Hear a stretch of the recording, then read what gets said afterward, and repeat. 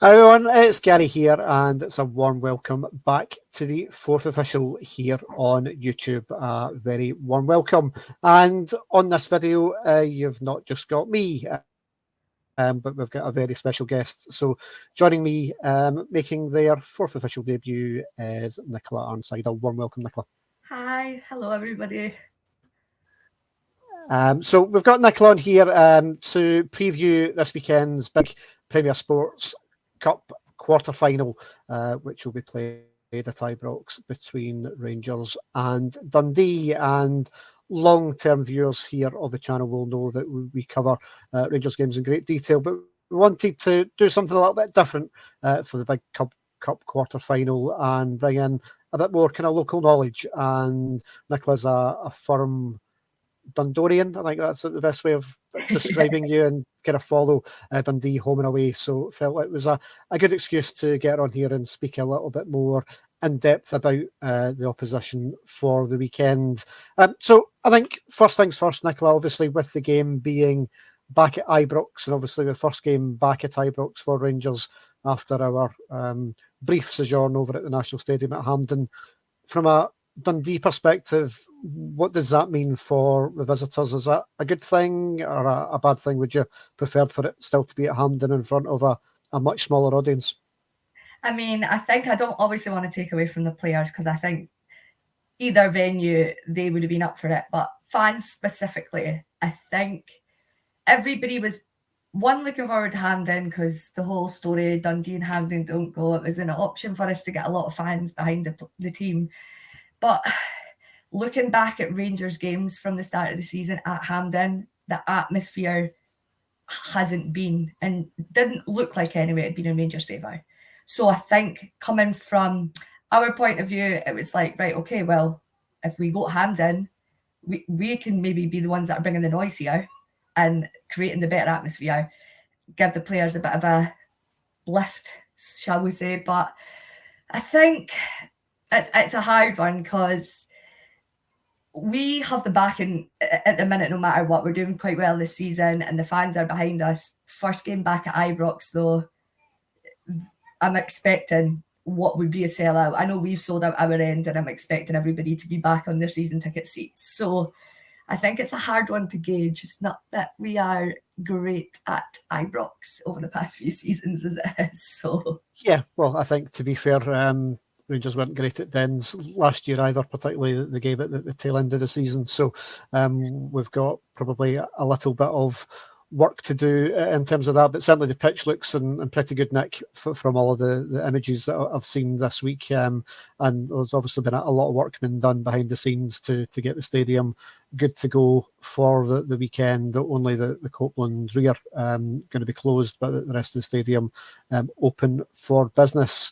In terms of the start of the season, Nicola, you spoke a little bit about Dundee being in decent form, and I think especially if you look at this competition and the League Cup, the group stage right at the beginning of the season really was a great opportunity for Dundee to really kind of hit the ground running in terms of capitalising on what was a really good season for you last year, getting top six, and then with the draw you got, Bonnyrigg Rose, Arbroath, Annan, Inverness and Airdrie, it was a decent start to get plenty of goals for the team to kick off the season well for you. yeah, I mean, definitely. If you had said to me at the start of the season that we would go in, I think it was something like, I want to say we've scored something like 27 goals, but don't quote me on it because I can't actually remember. But yeah, going into the start of the season, I think that was one issue we struggled with last season was scoring goals. Didn't really have an out and out striker. Signed Simon Murray, and we've had a bit of, we did at the start of the season have a bit of a split reaction from the fans on should we have signed him, should we not have signed him. But at this level, he is a proven goal scorer. And not only is he a proven goal scorer, he brings others into the game. And I think that showed in the cup in the group stages. He wasn't selfish. He didn't need all the accolades for himself. Great at running the channels, and it brought the rest of our attacking front three into the game. And I think you look at that from a Dundee perspective, and you mentioned Simon Murray. Simon Murray is a player who, every time he plays against Rangers, is an absolute pest, and has traditionally given the Rangers back four, whether it's been Connor Goldson or John Souttar or Leon Balogun, a real kind of torrid time, because he just doesn't stop moving for the whole 90 minutes. And I think if you compare him to the rest of kind of Dundee strikers, he is a good bit different from the rest of the options you've got up there. Obviously, Curtis Main's another one who tried and tested at this level, but very different type of striker in terms of he's more of a kind of target man that you kind of lump the ball up to. And I think since obviously Zach Rudden's not been with you this season, you've probably missed that kind of outball type figurehead at the top end of the park. Yeah, you can see, especially by terms of our play this season, we are definitely not playing as if we are looking for a target man up front. It's definitely quick passing, ball across the ground. And if we are to put the ball forward, it's actually we're using Scott Tiffany's pace in behind, because for as much as Simon will run ragged, Tiffany's pace is probably above everybody else.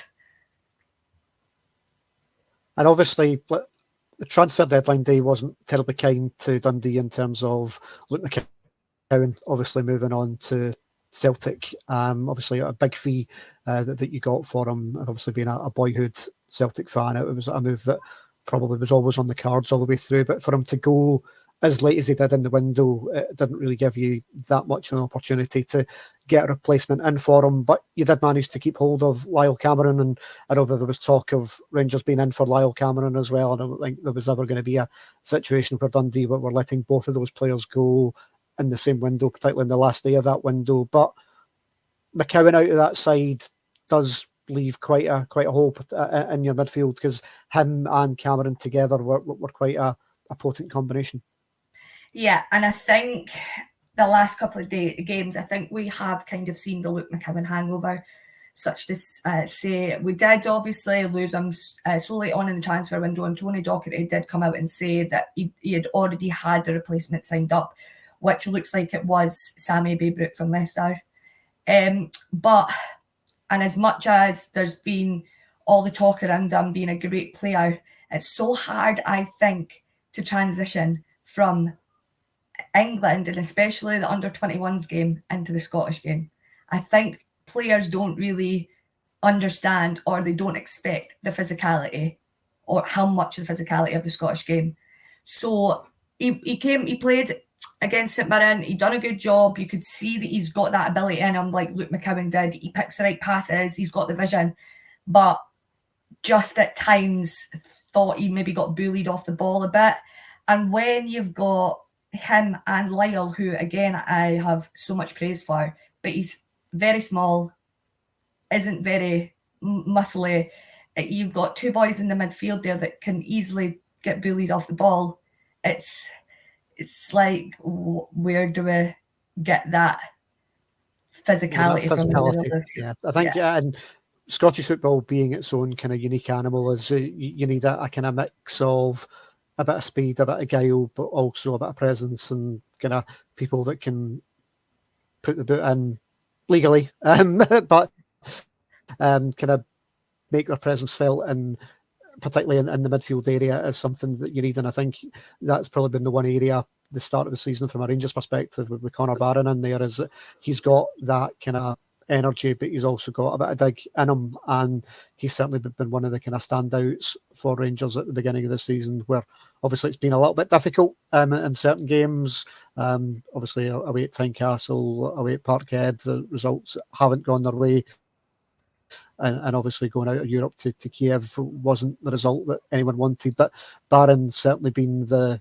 kind of outlier in terms of being able to kind of give a bit of energy that I think was badly missing from the Rangers midfield for last season. And I think if we cast our mind back to that game at Dens back in March, where off the back of a really poor result at Ross County for Rangers, that draw against Dundee and that rearranged game after Pitchgate really put the kind of the knockers on the title bid.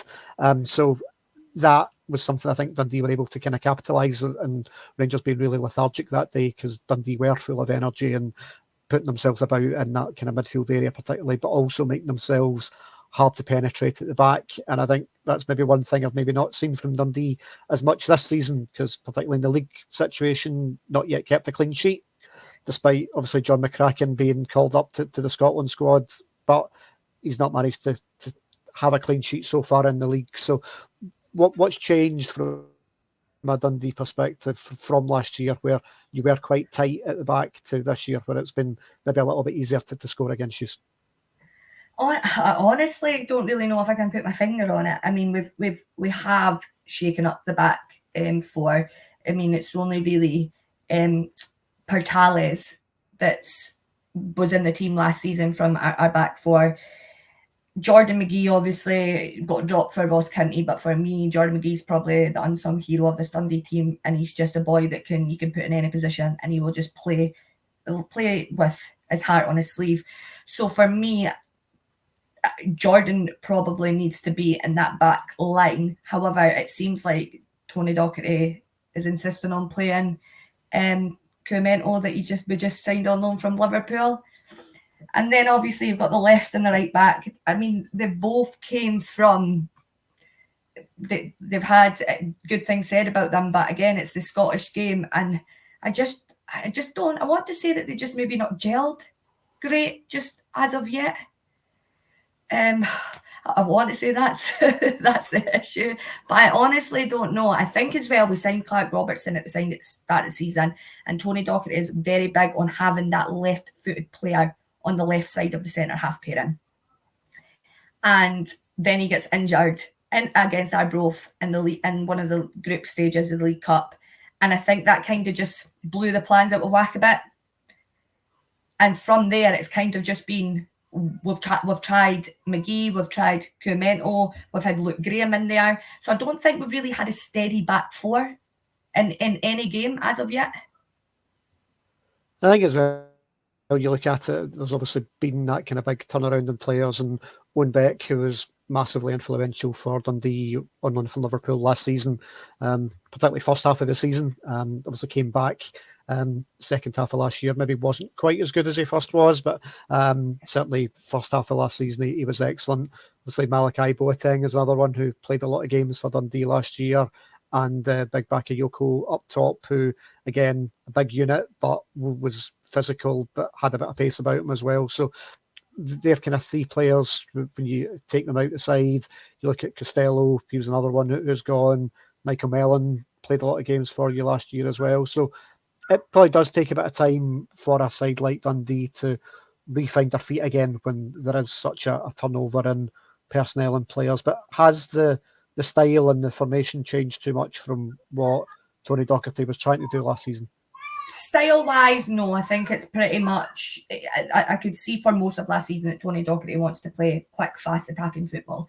And I don't think that has changed. However, our formation has massively changed from last season. So the first game this season, he obviously started with a back five against United, and that we were really struggling with that. And it kind of was a hit or a miss for us last season whether the back five, back three worked. And from halftime onwards, he played that 4-3-3. And we've kind of stuck with that formation in every game since. Now, don't get me wrong, that's probably what we've all been screaming out for, because we've got the attacking players for that formation. But if you then play that formation and teams pin us back, like Hibs especially did, then you've got Seb, Palmer Holden and Scott Tiffany trying to do a lot of the defensive work. And I think that's where a lot of the crosses and the leaking of the goals is coming from. And I think you look at it from a Rangers perspective, Rangers have invested a lot over the summer in terms of new wide players, and whether or not they're all fit enough to play at the weekend or not kind of remains to be seen. Still waiting on news coming out of the club. But certainly Rabbi Matondo is not going to make it, but I would imagine that Václav Černý will be fit again following missing last weekend through illness. So I would imagine he'll come back in on the right-hand side. On the left is probably a little bit up for debate at the moment. Oscar Cortez obviously was playing last weekend and it's his shirt to go. But then there's the debate between whether it's Tom Lawrence in the 10 or whether it's the new player, Nadeem Bajrami, who came off the bench last weekend and was probably outshone a little bit by the striking option of the Moroccan Igaman, who came off the bench and was certainly a lot more impressive than Cyril Dessers. So as a Dundee fan, are you wanting to see Dessers there, or as Igaman comes in, does that give you a different challenge to try and come based on how you've been defensively this year? Yeah, I think I would probably want Dessers in there, just because obviously I see him more of, I know he can make the movements, but I see Dessers as a lot more of a target man. And if Doherty is going to insist on playing Koumento at the back, by far he wins every header in the air. I don't think I've seen him lose a header yet. So as a Dundee fan, I'd probably leaning towards that. But having watched the last few games and Lawrence in the 10, I think that's going to create us problems either way, especially if we stick with a back four. But I just can't see it. I think it's so cliche to say, but you have teams that say Celtic and Rangers are your free hits. And it's kind of been the same thing for years. And we don't want to come into these games anymore and say this is just a free hit, especially in a quarter-final of a cup. So I reckon he will probably go to a back five. I know Clark Robertson's back from injury, should be back from injury this weekend. So I reckon he might stick with that five at the back and then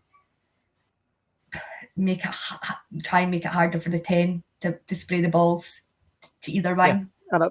And I think that's the thing from a Rangers perspective. We've got to look to try and capitalise a bit from the wide areas, especially if Dundee are going to go with the wing backs and look maybe for the overlap. So like Tavernier and Cherny on the right, Hefty likely to play left back with either Cortez, or if he decides to go with both Bayrami and Lawrence in there, maybe a bit of an inverted winger. So we'll see what happens, but that has to be the key to the game, and to stretch it, to play quickly, because Dundee last year were very good at times to be quite stuffy in terms of stopping the space, but there were a couple of games last year where Rangers were able to get a bit ahead of steam up against Dundee. I think particularly the first game at Dens last year, where even Sam Lammers scored against you, and we'll maybe not go too much into that, but certainly the last game at Ibrox again was a 5-2, where there was obviously lots of action from both sides. Again, the league was done at that point, and it was a little bit of a kind of free hit of a game,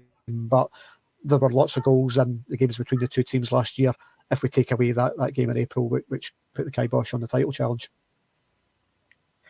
Yeah, and I think I'm kind of interested as well to see the matchup in the middle of the park between Connor Barron, and I'm assuming we will play Josh Mulligan. I mean, they're two boys that are very highly rated for the under-21, Scotland under-21s.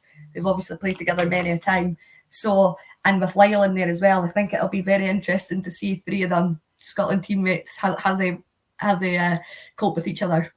Yeah, certainly be very familiar with each other's games, which I think will make for a little bit of an interesting matchup. As I say, I think a lot will depend on how Philippe Clement wants to go with his team lineup. He tends to be one that doesn't make too many kind of changes, but obviously last weekend we saw Kieran Dowell in there from nowhere, which I don't think anyone really expected. And with Malmö in the Europa League on Thursday night coming as well, that's Rangers now starting to go into a game every 4 days. So that's when the rotation in the squad might come into a little bit. So there might be a wee kind of wild card that might come into his thinking a little bit. I think from my perspective, I don't want to see Kieran Dowell anywhere near the team, but we'll see what happens on that front, because you do need that energy, you do need that kind of pace to be able to try and break the lines down. And Kieran Dowell's not a quick player by any stretch of the imagination. So I'd be keen to kind of see him out the side, and for us to maybe go a little bit more attacking, and with Diamande alongside Connor Barron in that midfield area, and try and match the legs a little bit in that midfield. But yeah, we'll see what happens in that. Defensively, I think it's been the big thing for Rangers this year. Obviously, Jack Butland is an excellent goalkeeper, but we have looked ropey, particularly in behind the full-back areas. Like, you have to be very raw at times, but good going forward. On the other side, we all know about James Tavernier's form hasn't been brilliant at the start of this season. So is there hope from a Dundee perspective that this Rangers back four can get got at? I mean, yeah, I think definitely. I watched the game at the weekend, and to be honest, I think the back four, I think, the stand up for me at the weekend was John Suter. I think the other three got their wires crossed more than once. But I think this is going to be whatever wing back blinks first, I think, in this game. I think Dundee will push, if they play the three at the back, I think they'll push their wing backs and McGee or Ingram and I can't even say his surname, that's so bad, Ziad, I'm going to call him by his first name. I think they are going to push quite high. And again, like you say, Tav, and you have to sit quite high as well. So I think it's going to be a who blinks first kind of situation going on. And I think from both teams' point of views, I think there's spaces in behind that they can both capitalise on. Yep, should be a fascinating game for everyone that gets along there. 5:30 kick-off, obviously, on Premier Sports if you don't have a ticket, but it's looking like it will be a sellout. Obviously, the homecoming going back to Ibrox is a big thing, obviously, for Rangers fans after being at Hampden. So being back at home, I think, will be a massive kind of boost to the team to get back in front of our stands, and again, off the back of, I think, what was a really difficult Old Firm game. We did get the win last weekend, albeit just by one goal, but there is hope that we can maybe start to get back on a little bit of a run. But the prize of a trip back to Hampden, again, in terms of a semi-final in the Cup, and it's a big game, and it's a game that I think both teams will go into it thinking that they've got a little bit of an opportunity for it, although I know you said Dundee's record at Ibrox hasn't been brilliant of recent years. Yeah, but things have got to change eventually. That's what we always say. When the draw happened, it was like, well, we're going to have to beat one of Rangers or Celtic at one point to try and win a cup. So I think we're on a good momentum. Obviously, Saturday wasn't great for us. I mean, there was other factors involved, but just Dundee as well just had an off day. But I can't see us having 2 off days in a row, especially if we look back to last season. It took us a long time into the season to actually lose 2 games in a row. So fingers crossed, that's what happens this weekend, and it's a good result. Well, yeah. Whilst we've got you on, would be remiss of us not to kind of just talk a little bit about what it is up in Dundee just now, obviously with United back in the league as well, and the return of the derby in the big league. I think for too long it's been one or the other down in the Championship. So having both sides back in the Premiership, what's it like? What's the buzz like in the city? Obviously, I only really see it when we're up there. So you're there week in, week out. So is it great to have both teams in there, or are you have the kind of mindset of you never want to see United anyway, so it's you'd rather have them languishing in the Championship? No, I think there's a point where at one point I was like, oh, they could stay down, but it is great for the city. The buzz around the city is you just can't explain it. I mean, obviously, we say time and time again about the Dundee derby. It's one of the only derbies where we will drink together before the game, hate each other for 90 minutes, and then drink with each other after the game. And it's just, you've got one half of the family on one side of the park, one half of the family on the other side of the park. It's just it is a great buzz around the city. For me, I'm nervous probably about 4 days leading up to the field day. My stomach can't cope with it, but for everybody else, they seem to enjoy it. And obviously, Dens Park is coming to its end with a new stadium and everything in the mix. As a Dundee fan, what does that mean for you to be moving away from Dens Park eventually? Obviously, it was very notable last season in terms of the problems with the pitch, and we don't need to get into that in too much detail, but having a brand new stadium away from being next door to your neighbours and the 2 stadiums on the one street and stuff, but a brand new stadium purpose-built on the outskirts of the city will change the dynamic, I think, of going to the game for people up in Dundee. And but what's the local take on that? I think if you'd asked us maybe 3 or 4 years ago when it was first announced, I think 75% of the fans would have probably said no. The history is at Dens Park. We kind of want to stay one of the closest football stadiums to their rivals. And there is a lot of, I think, for most people at any ground, it's family history that's held within a football club. But now, if you ask us, I think, again, like you say, back to the last year's fiasco, and it has been going on for a couple of seasons. Even in the Championship, we had games called off for waterlogged pitches. It's definitely needed.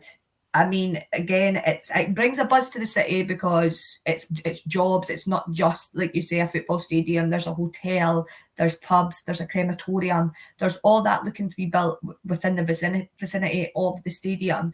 And we've got the likes of Safe Standing looking to get built, etc. So I think it's more, the feeling is definitely more positive among the fans, that I think we're aware that Dens is coming to an end, and we would much rather have the money spent on the budget on the park than fixing all the maintenance issues within the ground.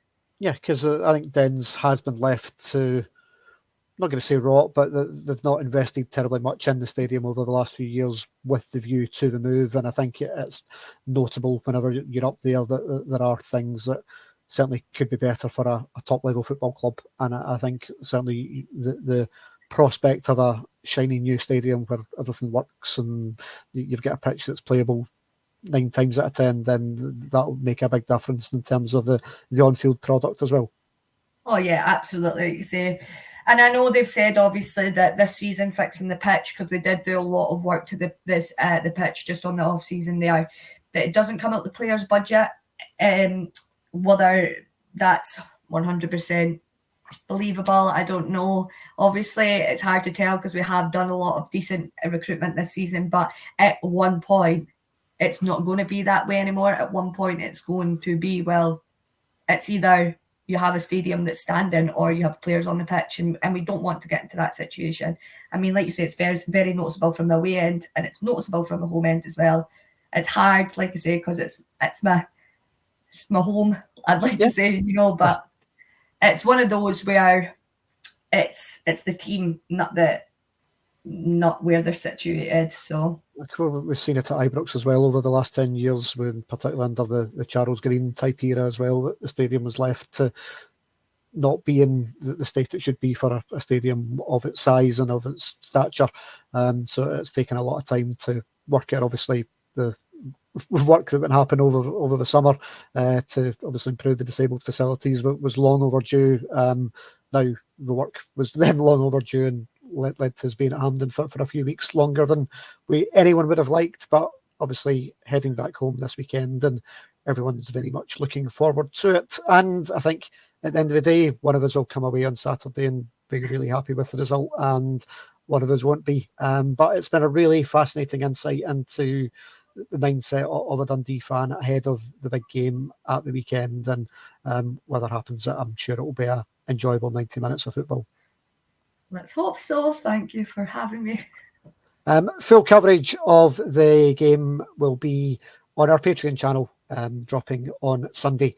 But big thank you to Nicola. If people have enjoyed your take and your coverage on this show, where can people find more of you? Currently, I am doing a podcast. I'm in Pizzeria at the minute. On and off, there's quite a lot of us, so it just is when availability is good, I'm jumping on that podcast. And otherwise, my opinions are just on my Twitter on Nicola Ironside on Twitter. Yep, so check her out. It's been a pleasure having you on, and I dare say you're welcome here on the Fourth Official anytime, Nicola. Thank you for your time. Big thank you to you all for watching as well. I'll speak to you at the weekend. Thanks for watching. Goodbye.